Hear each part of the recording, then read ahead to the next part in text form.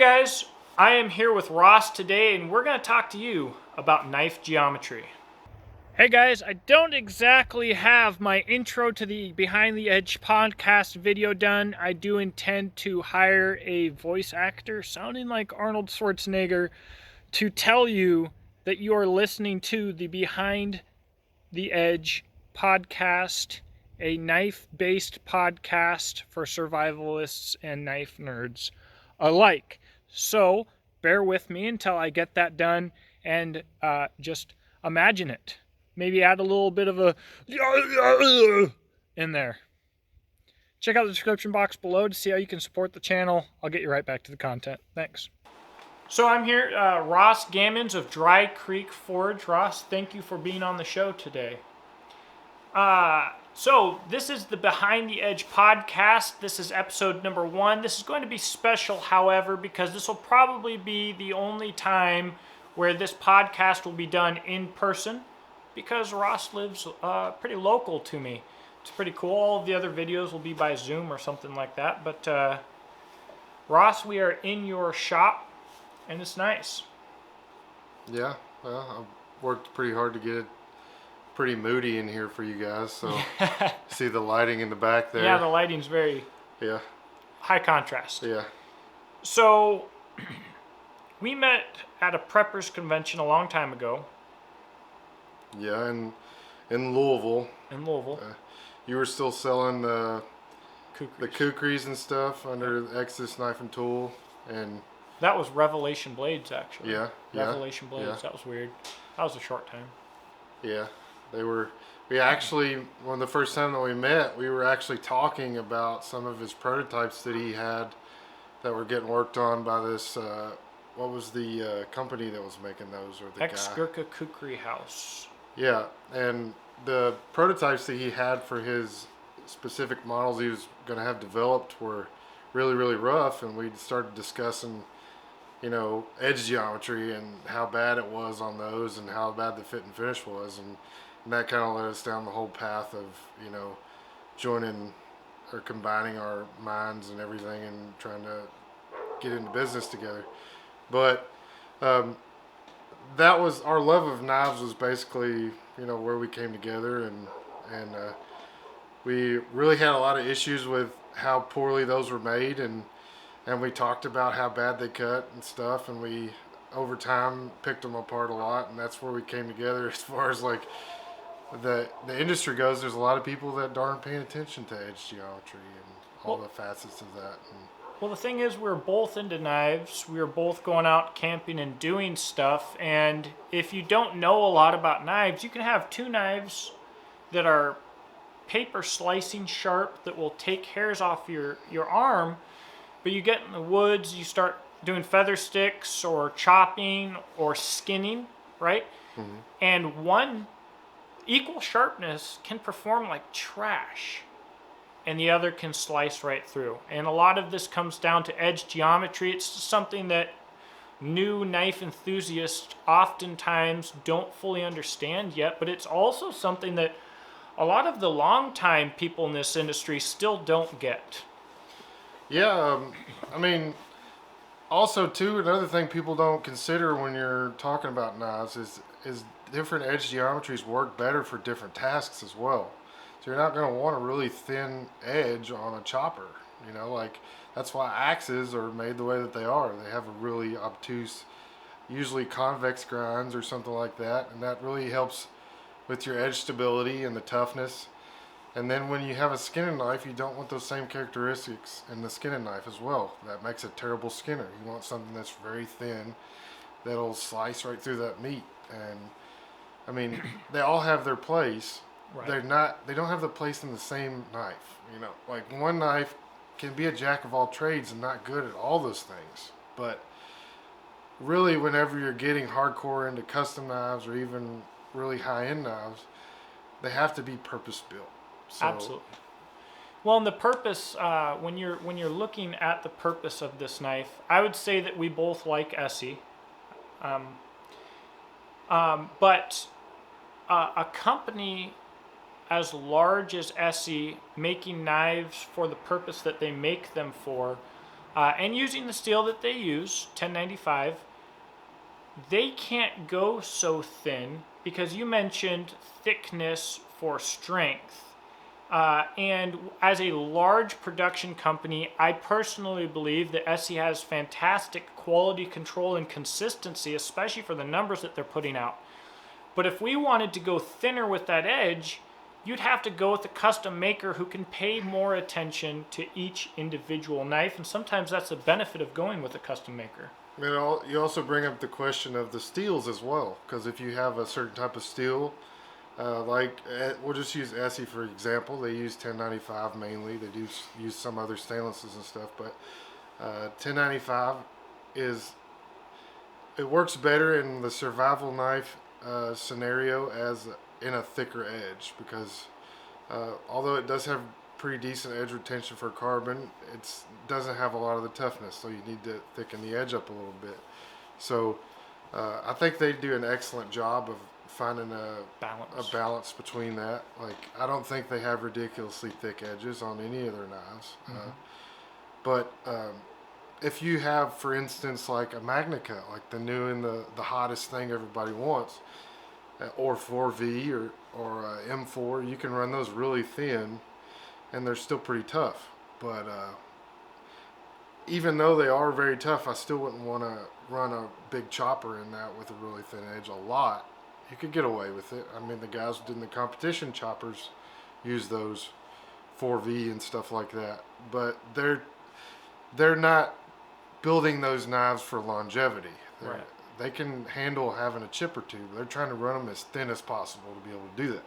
So I feel like a lot of manufacturers don't take into consideration the steel that they're using to get.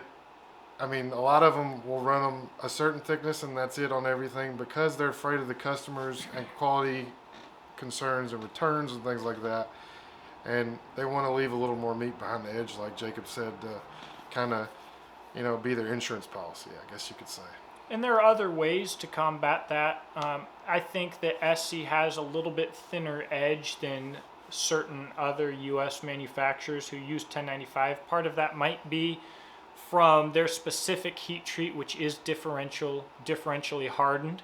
And the way that they do their heat treat, maybe they just feel comfortable going a little bit thinner than some other companies might.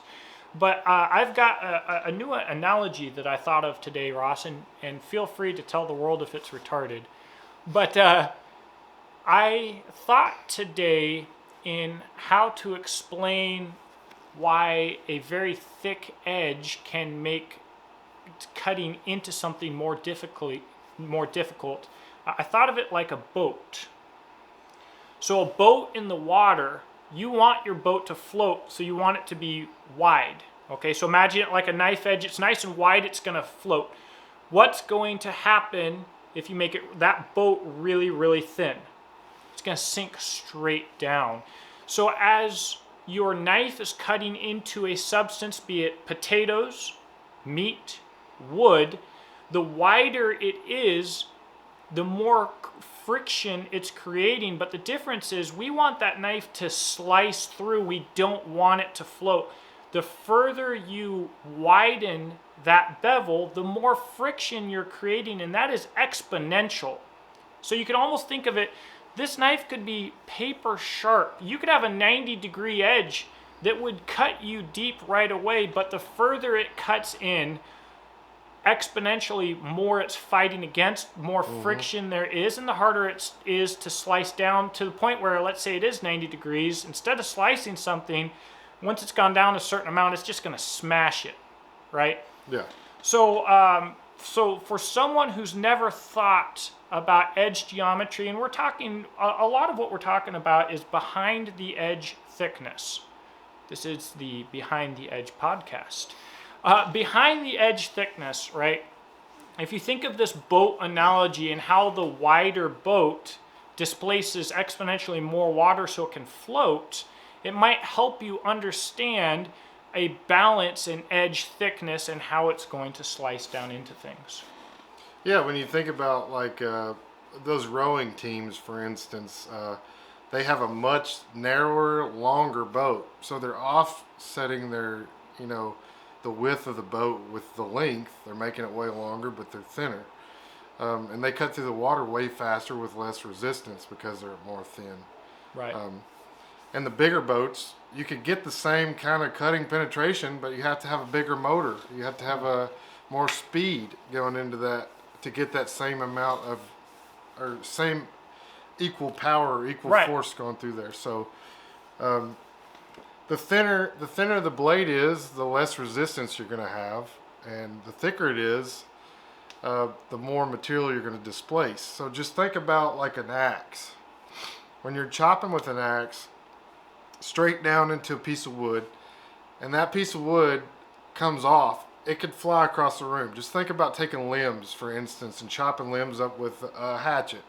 When you chop one of those up and you're like going across the material, that piece will fly off somewhere. But if you have a thin knife and you chop with a knife down on top of it, it might just fall off because your edge isn't displacing all that. Well, he's drawing up some images here, kind of illustrate what we're talking about. Well, actually, what I was going to talk about here, I was getting ahead of myself a little bit. But I was going to talk about other ways to reduce friction, because actually, at the end of the day, a big part of what we're talking about is friction. And so we'll hear people talk about convexing a lot. By the way, we didn't... Or hollow grinding as well, too. Like, so you could have a really thick knife with a hollow grind on it, and because the edge is really thin and you have that void of space in the center, when it starts to cut up and it hits the spine of the knife, you're spreading and you're only having the very edge come in contact with your material that you're cutting, and then the very top of the knife. Those are two small points of contact, and that gives you less friction in your cuts. But that won't be as strong too. So like with each compromise that you make, you're going to have, a positive or a negative as far as the performance of the knife. And a hollow ground knife will not be as tough as a, thicker flat grind or something, but it will perform slicing better than that. So. Now, but you also have different variations of hollow grinds. True. So I know the Reef F4 is very slightly hollow ground. It's probably not going to affect things very much, right? A little bit extra slicing capability, but that is a trade-off because you get a little more slicing ability at light depth, but then as you get deeper, because of the shape of the hollow grind, you start actually having more resistance and more friction. And so a company with a deep hollow grind, like say Anza knives, who I like a lot. I like Anza knives a lot. They have a deep hollow grind, and say if I'm chopping potatoes, I go in and an inch and a half in, it's like a chef's knife. Incredibly easy, but past there, and you hit a lot of resistance. And you're pushing the material apart with that thick spine at that point. Right, because your hollow grind, just let me give you a visual in case you don't know what we're talking about. We're talking about primary bevels here, but your hollow grind is essentially going to come out like this here, where it's ground down to that edge with a big divot here. One thing I want to mention now is convex grinds, and so convex grinds for the micro bevel or primary, and convex grind is the opposite of a hollow grind. So instead of a hollow grind coming out and down to your edge, a convex grind to some degree is going to it's the opposite direction. I don't even know where I'm there's going. different convexes too. There's full convexes all the way from the top of the spine down to the edge, and then there's convex secondary bevels. Yep. Where you have a full flat grind, and then you have a convex secondary down there. That's what most makers, like custom makers, will probably do because they're hand sharpening, unless they're sharpening on a flat platen. But 90% of the time, everybody sharpens on like a slack belt, and you'll have like a convex micro bevel down there. Now, and what everybody will tell you, and I know that you've heard this enough, is convex knives slice better and are tougher. Whether you're talking about the primary bevel or the micro bevel, you will hear convex it will slice better, and it will be tougher. Now I've got, I'm gonna actually come up here for this. I've got three things to show you here, and if you're listening to this on the podcast, I'm sorry, you're a little bit SOL at the moment, but here we have what would be more or less a normal grind, maybe drawn to over exaggerate some features. We've got a long convex here. The idea in this drawing was just to take the edges off of the shoulder of the original grind.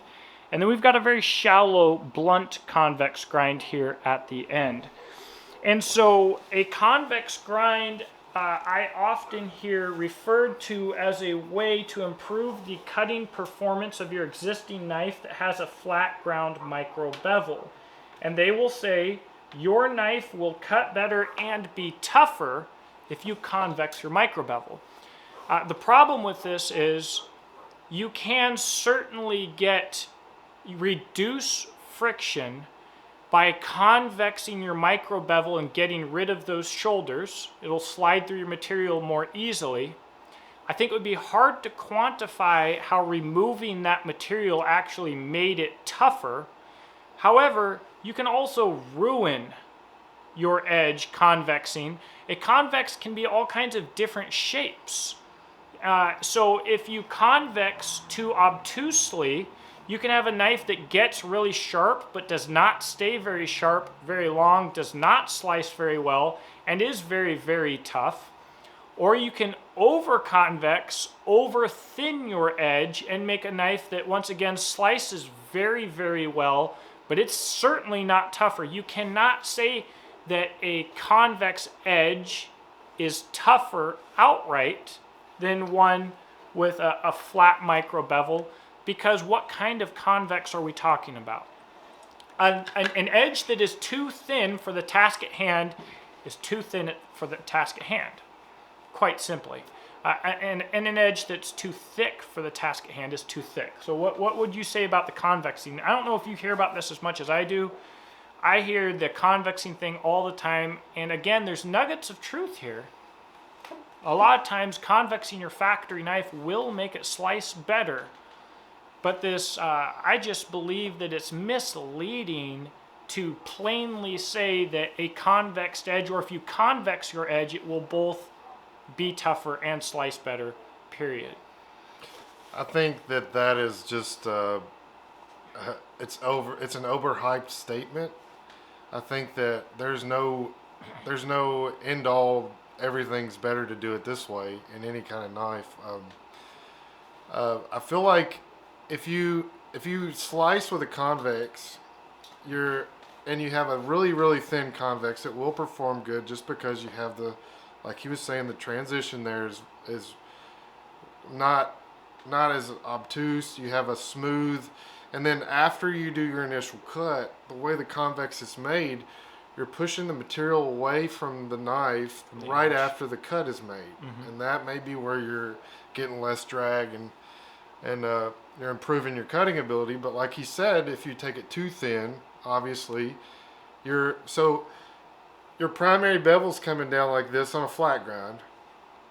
And then you have a small secondary right here at the end. On most all production knives, it's like that. So if you're taking that off right there, you're getting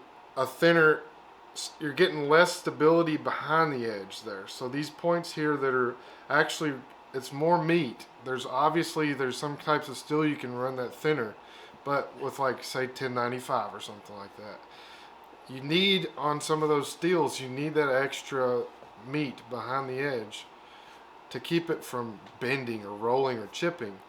And if you get rid of that, it might perform better in a certain task like slicing or cutting. If you're going to use the knife particularly just for that, it goes back to saying, like I did before, if you're going to use something for a specific purpose, then that might be what is better for you.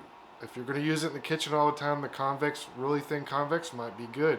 But you might push it down too hard and hit that cutting board, and it might roll your edge over every single time. I sold a guy a W2 knife one time, super big chopper. I ground the edge too thin. It had a hamon on it and stuff. He goes to chopping on some trees, and he sends it back to me because it had waves in the edge. I ground it way too thin. All I did was I took it back and I ground the edge back some, resharpened it, because I had that extra thickness behind the edge for what he was doing. It's all it needed. He never had any problems with it at all after that. It wasn't because the heat treat was bad or anything like that. So like I said, each grind has its particular use and things that it excels at. The full flat with the secondary, I think, is probably the best overall, all around user, like for everything. But I mean, a lot of people will argue with that and say that convex is better. But that's just my opinion on it. And I mean, I don't really have anything else to say about the convex that much because I've used it some, but I tend to only use it on. I'll do some machetes with convexes, and it's not a full. It's just the entire bevel because the thickness of the material is like an 1/8 inch all the way down, and then the edge is completely convex down there for about maybe 3/4 of an inch, maybe 1/2 inch, and that's it because there's no use in me putting a flat grind on it, and in that mode it excels at that. It's good for chopping up limbs and things, but I mean, that's probably all I have to say on that part of the convex edge. I don't really have a lot of experience using them. Well, I think one thing that I would like to add here is, as a consumer, as a buyer, I think I would like for you to understand that if a production company makes their living off of making convexed knives, because there's a manufacturing benefit to the process for them, they are going to advertise to you that convexed is superior because it makes sense on their bottom line. That's dollar bills. Whereas on the flip side, there are a lot of companies out there that have all of these fancy things to say about their hollow grinds and how their hollow grinds are absolutely superior. And once again, they're saving money by making it hollow ground. It might be harder on belts, but you can hog off material quite a bit quicker making a hollow grind, right? So hollow grinds have their place, don't get me wrong, and convex edges have their place. They all have their place, but if someone is telling you that one thing is the best for everything, is that what they make and is that all they make? You might want to take that into consideration before believing that this one thing that they sell is in fact the best for everything. Ross, I'd like to do one more visual example here. Do you have that axe handy? Yeah. And do you have that knife handy? So, my dad always said sometimes if you're trying to understand something that's a little bit complicated, it can make it more easy to understand if you over-exaggerate. So in this case, up by the camera here, we have the edge of an axe.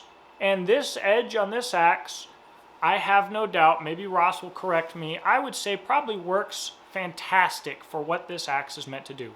Technically probably a hatchet, whatever. Ross, let's see this fillet knife here. I don't even know if the camera will be able to focus on this. This is ground so beautifully thin. That is a gradual hollow grind too. So it's a fillet knife and it's supposed to have flex in it, and I've ground it very thin, and it's not going to be used for heavy tasks. So it's obviously going to need to slice really, really well. So if you're listening to this on the podcast, you're not going to see it bending. If you're watching it on YouTube, it's hard to even focus on this knife because it's so paper thin. When I hold it like this, it almost disappears, but a fillet knife needs to have flex to it. It needs to be very thin for slicing through that fish, but also flexing around bones and stuff like that. So if I need to fillet a fish and I grab this axe, it's not going to work well, guys. It's just not. It's not what it's made for. Look at that thick boy. Not thick for an axe, but if this was a knife, it would be silly. It would be silly. On the same note, I'm not going to take this fillet knife and baton it. You know, if I put this knife anywhere right now and brought this axe head down on the back of it, it's going to break. This thing is like paper thin, which is beautiful, by the way, Ross. You did a fantastic job on that knife. It's very difficult, guys. By the way, just an extra little piece here. When you're grinding knives that thin, it's really easy to screw them up. While you're grinding them, the blade wants to bend out of the way, so it's easy to grind one side more than the other. It's easy to burn the blade, to ruin the heat treat. A lot of makers are never going to go that thin. So big kudos to Ross for doing that. It's a fantastically made knife. You've got a BK5 there. Yeah, we got another example. This is a full flat right here, and well, I guess it would be considered a full flat, but it also has this other sledge right here on the top that's ground in, and I don't know if you'll be able to see that. Let me see if I can get. No, it's not gonna. See if I can get it to focus. No, but it has a reasonably thin edge on it for a factory knife. For a production knife, yeah. Yeah, and this is marketed as like a camp kitchen knife. It's not meant for heavy chopping, although you could probably do a little bit with it. I have done a little bit of chopping, but it just doesn't have the weight in the blade. But it's a very good slicer. And, I mean, this is made out of 1095 as well. But each knife has a purpose, and you can make a knife that can do everything decent. But as far as geometry goes, you really have to hone it as far as what you're going to use the knife for. And that's the bottom line. We probably can't get into the one tool option tonight. I don't think we got time for that. All right, so knife geometry is incredibly important. Now myself, Ross, might have some other tips as we're wrapping this up here. If you would like to have a better understanding of knife or of edge geometry, and you want to know whether the knife that you have has good edge geometry for slicing, whether it's thick or whether it's thin, my personal advice, something that I encourage everybody to do, slice potatoes. I like taking every knife that I have into the kitchen. I cut onions, I cut potatoes. I love the patina that I get from just using my knife in the kitchen, even my thick-edged knives. But I think that you get a great understanding for how edge thickness affects your cutting performance when chopping up potatoes. In fact, sweet potatoes work way better. It's a huge pain in the butt. Ross, do you have anything for someone brand new to maybe understand things a little better in their hands? Yeah, I mean, like he said, potatoes are a really good way. Tomatoes as well. Tomatoes don't have the resistance that potatoes do, but they're fun to slice. Yeah. But obviously, if knives that are going to perform good in the kitchen aren't going to do as well in the woods, and you're not going to want them to, honestly. It just depends on what you're going to want to do with it. That's like my bottom line on this. You can get a knife that's good, that's a jack of all trades, master of none, and that's fine.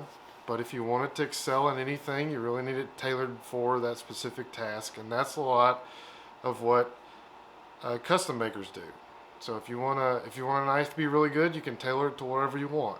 But these production companies are trying to meet the needs of everybody, and they do obviously make some knives that are tailored towards specific tasks. But you can't expect every company to have perfect thin edges on everything. Some of them do it better than the other ones, and some of them are built, like Essie, for example, are built for woods tools mostly. They have some smaller stuff. There are some knives and some companies that make knives, I'm not going to name anybody right now as far as dogging them, that will make knives that do not suit the purpose for that knife at all. Like a small knife that's got a 3 or 4 inch blade should have thin edge geometry. There's just no question about it. Now, a big knife can have thicker, but a small knife, you're not going to be batoning with or splitting.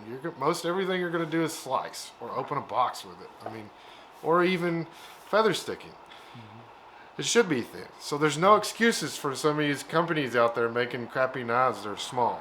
Custom makers too. Well, yeah, that too. And you add powder coat to that, it makes it even worse. It does. It makes it actually seem thicker than the edge might be. So if you want to increase your performance, I would probably strip your coatings off of there. Absolutely. Well, guys, you can check out the description box below to see how you can support this channel. At the top of the description box, however, you will see a link to Dry Creek Forge. Check Ross out. He does some absolutely amazing work. and he will tailor make a knife to what you need. And he absolutely, I think, excels in making woods blades. But obviously, you showed tonight that you can do some wild thin edges as well as some wild materials. That Damasteel is some beautiful stuff. Yeah, it is. It's the first time I've actually messed with it. Yeah, I mainly do woodsy outdoor stuff, but every now and then I'll do something like these fillet knives. I've actually got a bigger knife that I'm making out of that Damasteel as well. But I love the outdoors. I love bushcrafting. I love that style of knife, the survival knife or whatever. But I don't fall into that one tool option for everything. Like I used to. It used to really intrigue me, and the more that I made knives, the more that I realized that you can't have it all.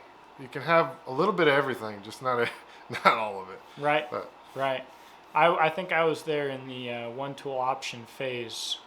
I might have also been partially responsible for it. So, thank you all for watching. Let me know what you think in the comment section below. Again, check out Ross and Dry Creek Forge. Also, Ross, I'll put some links in there. You've got a Facebook group, right? Yep. You've got an Instagram. Yep. Is there anything else that you need people to know on how to find you besides your website?